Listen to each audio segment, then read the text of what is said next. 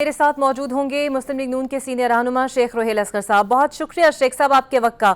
Sir, election act में तरमीम पहले कौमी और बाद में जल्दबाजी में सेनेट से मंजूर करा ली गई और आप खुद मानते हैं कि इन इलेक्शंस में हकदार को उसका हक नहीं मिला, तो ये तरमीम कराना बेहतर फैसला आपको लगता है नून लीग का? मैं समझ नहीं सका कि एक फ़ैसला किया सुप्रीम कोर्ट ने, सबके सामने, अच्छा था, बुरा था, गलत था, कानून के मावरा था, आइन के मावरा था, लेकिन सुप्रीम कोर्ट ने कर दिया। तो मेरी अपनी एक राय है कि उसमें अगर आप उसकी स्ट्राइक करवाने के लिए या उसकी आप दुरुस्ती कराने के लिए सुप्रीम कोर्ट में चले जाते तो ज़्यादा बेहतर रहता। अब मेरा ख्याल है, मैं समझ रहा हूँ कि आपने वो कानून तो बना के भिजवा दिया। अब कानून बनने के बाद इसका मतलब है कि आपको सुप्रीम कोर्ट का जो फैसला था वो आपने नहीं माना। अब जिस पार्टी के लिए या जिस लोगों के लिए सुप्रीम कोर्ट ने वो फैसला दिया था, वो लोग लामहला वो सुप्रीम कोर्ट में जाएंगे और आपका वो कानून जो आपने बना के इलेक्शन कमीशन को भेज दिया, मेरा ख्याल में वही उसी कानून की अगर बात आप कर रहे हैं जिसमें इलेक्शन कमीशन की जो कानून है या जो उसका है शिकें हैं उनको तब्दील किया गया है। तो मेरे ख्याल में वो जो पार्टी है, जो अफेक्टेड पार्टी है या जो जिसका स्टेक होल्डर है, वो ऑब्वियसली वो उसी कानून को लेके सुप्रीम कोर्ट के उस फैसले को लेके सुप्रीम कोर्ट की तरफ जाएंगे। अब सुप्रीम कोर्ट या तो अपना फैसला वापस लेगी और अगर फैसला अपना वापस लेती है तो उसके लिए उनको एक बड़ा बेंच बनाना पड़ेगा। बेंच तो ऑलरेडी आप उसकी रिवीजन के लिए आप चले गए हुए हैं, स्टेट उसकी रिवीजन के लिए चली गई हुई है जो सुप्रीम कोर्ट ने किया। अब ये जो कानून बना है उसके लिए वही जो था बेंच, वही शायद मैं वकील नहीं हूँ पेशे के हिसाब से, ना मैंने लॉ की किताब पढ़ी है, लेकिन मेरा अपना ज़ाती ख्याल है ये कि वही बेंच आपके इस कानून को देखेगा। अब वो क्या करते हैं, अगर वो आपके इस कानून को स्ट्राइक डाउन कर देते हैं तो ये पूरी पार्लियामेंट के लिए एक सुबकी होगी, मेरा ख्याल है। आगे वो बेहतर समझते हैं क्योंकि एक से एक बड़ा समझदार, जीरक, अक्लमंद, पढ़ा लिखा वहाँ बैठा, ऑब्वियसली वैसे भी उन्होंने देखा होगा, हर पहलू से उसको देखा होगा। अब आप इंतज़ार कीजिए कि जो पीटीआई जो जिनको फैसिलिटेट किया गया था, जिनके लिए वो फैसला हुआ था, वो कब सुप्रीम कोर्ट में जाते हैं आपके इस कानून को लेके। फिर आप भी इंतज़ार कीजिए, मैं भी इंतज़ार करता हूँ। जो मेरे दिमाग में या मेरे ज़हन में था, जो मेरे समझ में आई बात, मैंने आपसे शेयर कर ली है। बिल्कुल ठीक है, फैसला सुप्रीम कोर्ट ने करना। अच्छा सर, आज हमारे मुल्क में हम लोग तैयार नहीं हैं ऑपोजिशन को स्पेस देने के लिए, और ऐसा ही बांग्लादेश में हुआ और आपने हसीना वाजिद साहिबा का हाल देख ही लिया और अब हम लोग मिसालें ये दे रहे हैं। तो पॉलिटिकल स्पेस ना होने पर यही मॉडल पाकिस्तान में भी अप्लाई कल को आप देख सकते हैं होता है? नहीं, बिल्कुल नहीं। आपको मेरी एक बात हमेशा ज़हन में रखिएगा। आप हो सकता है मैं गलत कहता हूँ, लेकिन चूँकि उम्र में आपसे मैं बड़ा हूँ और मेरा तजर्बा थोड़ा सा आपसे ज़्यादा है, किताबें पढ़ने का शौक़ था लेकिन अब उम्र के हिसाब से वो भी छोड़ दिए। लेकिन एक ज़रा ज़हन में रखिए कि बांग्लादेश की जो कौम है बंगाली, वो एक रेवोल्यूशनरी कौम है। अब ज़रा ज़हन में रख लीजिएगा और उनकी आप तारीख़ पढ़ लीजिए। फिर उनकी तारीख़ पढ़ने के बाद आप अपने इस खित्ते की तारीख़ को उनकी तारीख़ के साथ आप मुआवजा कर लीजिएगा तो आपको पता चल जाएगा, आप समझ जाएंगे कि आप कितने रेवोल्यूशनरी हैं और वो कितने रेवोल्यूशनरी हैं। वो अपने हक़ के लिए जब उनको दबाया जाता है तो किस तरह खड़े होते हैं, आपके हक़ को दबाया जाता है तो आप क्या करते हैं।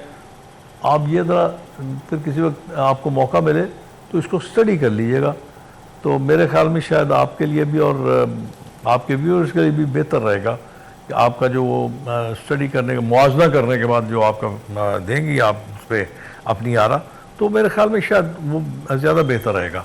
इसना हवा में तीर चलाना या तलवार चलाना या बातें करना, ये मेरे ख्याल में अब वो वक्त रह नहीं गया।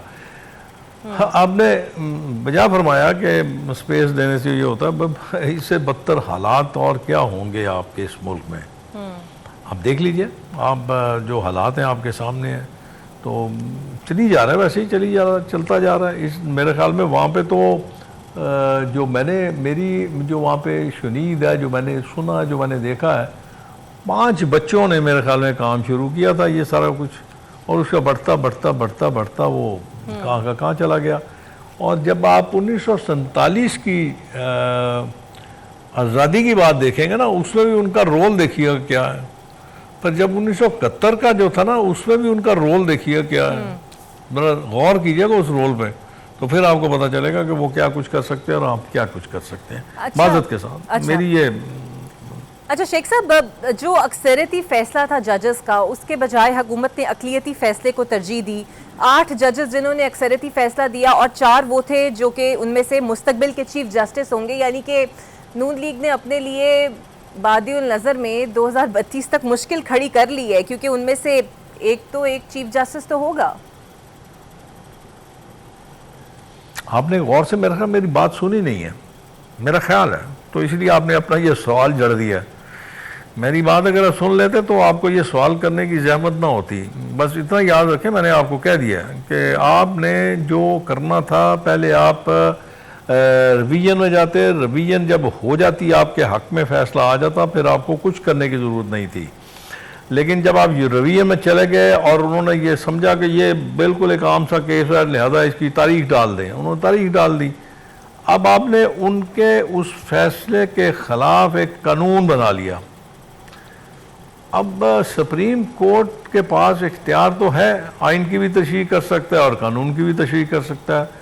हर उस कानून की तशरीह कर सकता है जो अवामुन नास के ख़िलाफ़ हो।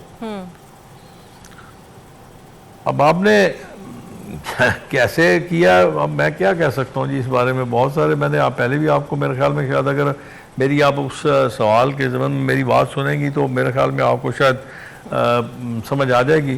तो मेरा अपना ख्याल है कि ये बेहतर नहीं है। बिल्कुल ठीक है। अच्छा सर, मुसलसल टकराव, मनमानी कानून साजी, अवाम के मसाइल, सबसे बड़ा बर्डन बिजली के बिल।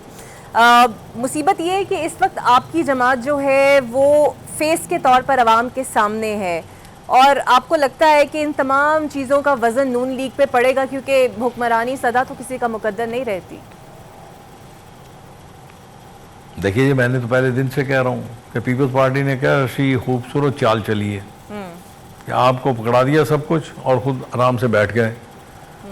आपको भी खुश कर दिया, अपने आपको भी खुश कर लिया और अपना काम भी निकाल लिया, और सारे काम भी उनके हो रहे हैं। और फिर जब जी चाहता है आपके नीचे से कालीन खींचने की बात करते हैं, और किसी वक्त तो खींच लेते हैं, आपकी दौड़ें लगा देते हैं। तो ये काम तो आप भी कर सकते थे।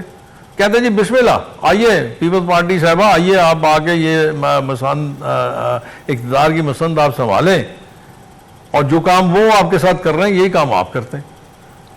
डायरेक्टली आप में ये बर्डन तो ना आता कि ये जो बिजली का बिल बढ़ गया ये जी आपने बढ़ा दिया, ये जो पेट्रोल बढ़ गया ये आपने बढ़ा दिया, जो गैस ख़त्म हो गई ये आपने कर दी है, ये जो लोगों के काम बंद हो गए ये आपने बंद कर दिए। ये फिर आपको ना सुनना पड़ता, फिर आप आराम से चुप करके आराम से मुस्कुराते, जैसे आप वो, मैं तो है नहीं देखता, लेकिन आपकी शायद अगर नज़र पड़े तो देखिएगा तो पार्लियामेंट में जब अपने लोग को बात कर रहे होते हैं तो वो आराम से मुस्कुरा रहे होते हैं, और उनकी हंसी से पता चल रहा होता है कि वो तंज कर रहे हैं आप पे। तो ये अगर आपको ये समझ नहीं थी या इतनी भी आपको राख नहीं था, तो फिर अल्लाह ही आपका निगहबान है। मैं अब इस बारे में क्या कह सकता हूँ। बल्कि मैंने एक दफ़ा बहुत पहले मियाँ साहब को ये कहा था, मैंने कहा मियाँ साहब आपकी और उनकी सोच का ज़मीन आसमान का फ़र्क है। वो इत्तेफाक से मैंने चूंकि पीपल्स पार्टी में बड़ी खिदमत अंजाम दी है, मुझे पता है उनकी आदत का, उनकी नेचर को जानता हूँ मैं, तो मैंने मना किया था कि आप ये काम ना कीजिए, आप नुकसान उठाएंगे। आप 16 माह में भी देख लीजिए, पूरा मजा भी लिया और कहते भी रहे नहीं जी हमारा तो इसमें कोई हाथ नहीं है, हम तो इसके बिल्कुल नहीं है, हक में नहीं है, और आज भी देख लीजिए यही कर रहे हैं। तो क्या कितने नफलों का सवाब हुआ आपको, क्या फायदा मिला आपको? मैं तो बार बार ये बात कह रहा हूं कि आप बाकी सब चीजें छोड़ दें, ऑपोजिशन को छोड़ दें, अपने अलाइज को छोड़ दें, आप इनकी किसी बात पे बिल्कुल कान ना धरें, आप सिर्फ और सिर्फ अपनी कंसंट्रेशन इस पे रखें कि आपने लोगों के मसाइल किस तरह हल करने हैं और कौन सी ऐसी पॉलिसीज अडॉप्ट करनी है जिससे मुल्क की मामला दुरुस्त हो जाए। अगर आप इस तरह उलझते रहेंगे, आप इसी तरह अपने आप को उलझाते रहेंगे, तो ऑपोजिशन का तो काम है आपको उलझाना, ताकि आप किसी किस्म की कोई अपनी गवर्नेंस बेहतर ना कर सकें, आप डिलीवरेंस ना कर सकें, वो तो आपको उलझा के रखेंगे, वो आपको फ्रस्ट्रेटेड करके रखेंगे। तो ये तो नर्व्स की गेम होती है ना, आपने अपनी नर्व्स को मजबूत रखना है, आपने अपना काम करना है। आपका काम है स्टेट की देखभाल, आपका काम है मुल्क की देखभाल, आपका काम है मुल्क के बसने वालों की देखभाल, और सिर्फ उस तबके की देखभाल नहीं जो अपनी देखभाल खुद कर सकते हैं, जो जिनको यहाँ देखभाल अगर अच्छी ना लगे तो वो अमेरिका या यूरोप में जाके अपनी देखभाल करवा सकते हैं। तो शेख साहब तो ये आपने जो तो उनकी देखभाल करनी है ना जिनके पास। बिल्कुल ठीक है। अच्छा सर, तो ये जो आसिफ अली जरदारी और बिलावल भुट्टो की खामोशी है, आपको नहीं लगता कि शायद ये नाराजगी भी है, या फिर खामोशी बेवजह तो नहीं है उनकी? नहीं, नाराज नहीं है, नाराज नहीं है। आप कभी उनको हंसते हुए देखेंगे तो आपको नजर आएगा कि ये बड़ी तंजिया हंसी है, ये मुस्कुराहट बड़ी तंजिया है, बिल्कुल नहीं है। वो अपना बड़े मजे में है, उनको ये बात का इल्म है कि वो पंजाब में उनके कदम नहीं जम सकते और सिंध को वो खोना नहीं चाहते। वो सारा अपना जो कंसंट्रेशन है, सारी तवज्जो जो है, सारी अपनी जो मार है, वो सारी की सारी वो सिंध में रखते हैं और किसी को वहां पे दखल नहीं देने देते। भाई अगर पीटीआई वहां पे दाखिल हुई थी तो पीटीआई का भी उन्होंने बुरा हाल कर दिया, भाग गए आप वहां से, डर के भाग गए। आपने अपनी जो आपकी शख्सियात थी वो सारी की सारी शख्सियत ही आपने खत्म कर दी। और उसके बाद फिर आप देख लीजिए वहां पे सिंगल पार्टी है, वो था जीडीए था, जीडीए भी बेचारा अल्लाह को प्यारा हो गया। अब आप ये देखिए ना कि आप वो कितनी खूबसूरत गेम खेल रहे हैं, और ये गेम तो मेरे ख्याल में शायद कोई भी नहीं और खेल सका।